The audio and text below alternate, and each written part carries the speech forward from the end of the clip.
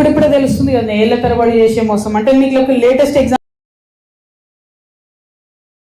చెప్పిన, నాకు జూబ్లీహిల్స్ ఎన్నికతో సంబంధం లేదు భయ్ అని చెప్పిన. సరే అయినా సరే ఒక 15 మంది ఇండిపెండెంట్లు వచ్చి నా దగ్గరికి, అక్క ఇట్లా మేము విత్డ్రా చేసుకుంటాము, ఎవరికి సపోర్ట్ చేయమంటారని అడిగి, నేనన్నా నాకు సంబంధం లేదు భయ్ జూబ్లీహిల్స్ ఎన్నిక, మీరు ఎవరి దగ్గరికి అన్న పోండి అని చెప్పి వాళ్ళు చక్కగా హరీష్ అన్న దగ్గర పోయారు. తర్వాత వాళ్ళు చెప్పిన ముచ్చట నాకు తెలియదు. చక్కగా వాళ్ళు హరీష్ అన్న దగ్గర పోయారు. నేనంటే బీఆర్ఎస్ పార్టీలు లేను, నేను ఏ పార్టీకి సపోర్ట్ చేయదలుచుకోలేదు కాబట్టి నేను దూరం ఉన్నా. హరీష్ రావు కూడా అదే ఆన్సర్ చెప్పారట, మీ ఇష్టం పోయి ఎవరికైనా వేసుకొని అన్నారట. అంతకన్నా ముందేం చేసిర్రు హరీష్ రావు గారు, అంటే బీఆర్ఎస్కి మోసం చేసినట్టే కదా.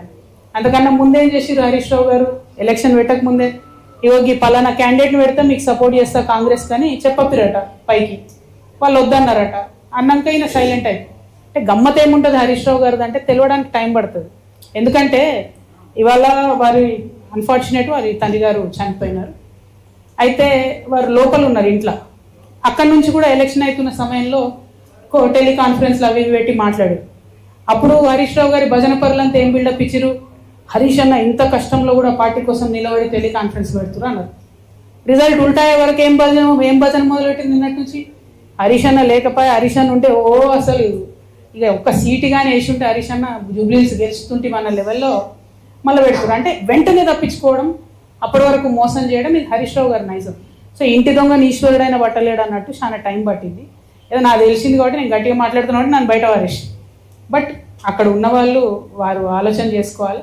At the same time Ramanna కూడా ఒక సభ కాగానే ఏదో మేమే సార్ను మోస్తున్నట్టుగా కార్టూన్ లేపించేసుకొని, హరీష్ రావు గారు సార్ను మోసినట్టు ఒకసారి, రామన్న గారు సార్ను మోసినట్టు ఒకసారి, ఎవరమేమేమంటారు సార్ కింద బచ్చగాళ్ళం అందరం బచ్చగాళ్ళం ఉంటే బాగుంటుంది. ఇలా నన్ను బయటకు వారేసారు కాబట్టి నేను నెత్తి మీద బతుకమ్మ ఎత్తుకున్నట్టు నెత్తి మీద తెలంగాణ సమస్యలు ఎత్తుకొని తిరుగుతున్నాయి అలా. కాబట్టి నేను బలంగా మాట్లాడుతున్నాను. బట్ ఒక పార్టీలో ఒక సిస్టంలో ఉన్నప్పుడు నాయకుడు కోరుకున్న చేయాలి. వీరేం చేస్తున్నారు, సభ సక్సెస్ చేయగానే రామన్న నెత్తి మీద సార్ పెద్ద సార్ ఫోటో పెట్టి నేనే మోసిన అని ఆయన వేసుకున్నాడు కార్టూన్. తెల్లారి ఈయనేం చేసిండు, హరీష్ అన్న వి ప్రకాష్ లాంటి వాళ్ళని కొంతమందిని పెట్టుకొని అసలు హరీష్ లేకపోతే కేసీఆరే లేడు, హరీష్ లేకపోతే తెలంగాణ ఉద్యమమే లేదు, ఏంది ఇది అవసరమా? ఇప్పుడు ఇక్కడ పద్మదేవేందర్ రెడ్డి గారు ఉన్నారండి. వీరు 2009లో ఎక్కడున్నారండి? కేసీఆర్ గారి మీద నాకు గుర్తుంది, 2 చేతులతోని దుమ్మెత్తి పోసి నా పార్టీని ఇడిచిపెట్టి వెళ్ళిపోయింది. ఆమె టికెట్ ఇవ్వకపోతే మేడము వెళ్ళిపోయినరా, మళ్ళా జరా ఉద్యమం గట్టిగా ఈ సార్ దీక్ష చేయగానే ఎట్లొచ్చింది వాపస్? ఎవరు సపోర్టు మేడంకి, ఆ దేవేందర్ రెడ్డి అన్నకి? హరీష్ రావు గారు కదా. మరి జిల్లాలో ఒకే సపోర్ట్ ఉన్నారు, తీసుకొచ్చిరు. ఇక్కడ వింటుంటే అసలు ఎంత ఘోరం అంటే వస్తుంటే అవి నాకు కొన్ని చెప్పబుద్ధి అయితే లేదు. ఒక్కొక్క ఉద్యోగం ఇస్తే మనం 2-2 లక్షలు తీసుకుంటారా, 3-3 లక్షలు తీసుకుంటారా? అన్ని మెదక్ల పనులు పెండింగ్ ఉంటాయా? మరి అట్లాంటి నాయకుల్ని సపోర్ట్ చేయొచ్చా బీఆర్ఎస్ నుండి? ఆనాడు ఆ మేడం టీఆర్ఎస్లోకి వెళ్ళి బయటకు పోయి కేసీఆర్ గారి మీద 2 చేతులతో దుమ్మేసిపోతే ఆమెకు సపోర్ట్ చేసింది ఎవరండి? ఆ రోజు ఇటు పక్క పద్మకు ఓడిపోతుంది, అటుపక్క వైపీఆర్ అఫీషియల్ టీఆర్ఎస్ క్యాండిడేట్ ఓడిపోతాడు, ఇంకో మంచి గెలుస్తాడు. హౌ సపోర్ట్ చేయలేదా హరీష్ అన్న? ఫస్ట్ నుంచి చేస్తున్నాడు ఆయన. నేనేమంటున్నా అంటే ఫైట్ ఉంటే స్ట్రేట్ ఫైట్ చేయాలి. ఇప్పుడు నన్ను బయట వారేసిరు, నేను సింపుల్గా ఏం చేసిన, సరే పోయి నన్ను బయట వేసిరు, నాకు తెలిసిన కాడికి నేను ప్రజా సమస్యల మీద ఎత్తుకొని తిరుగుతా అంటాను. అట్లా స్ట్రేట్ ఫైట్ చేయాలి. లేదు, మోసపూరితమైన ఫైట్ చేస్తారు కాబట్టి నేను ఒకటే అంటున్నా, ఒక పక్క రామన్న సోషల్ మీడియా ట్విట్టర్ ఇడిచిపెట్టి గ్రౌండ్లోకి రావాలి, వస్తే బాగుంటుంది ప్రజలకు. ఇంకో పక్క హరీష్ అన్న మోసం చేయడం బంద్ చేసి నువ్వు కృష్ణునివా నువ్వు అర్జునువా ఏందో డిసైడ్ చేసుకొని ఆ పాత్ర ఏందో స్ట్రేట్ ఫార్వర్డ్ చేయాలి. వీళ్ళు పేరుకు కృష్ణార్జునాలు పెట్టుకుంటారు, ఒకరి మీద ఒకరు బాణం వేసుకుంటే పాపం బలేది ఎవరే, టీఆర్ఎస్ కార్యకర్తలు కదా.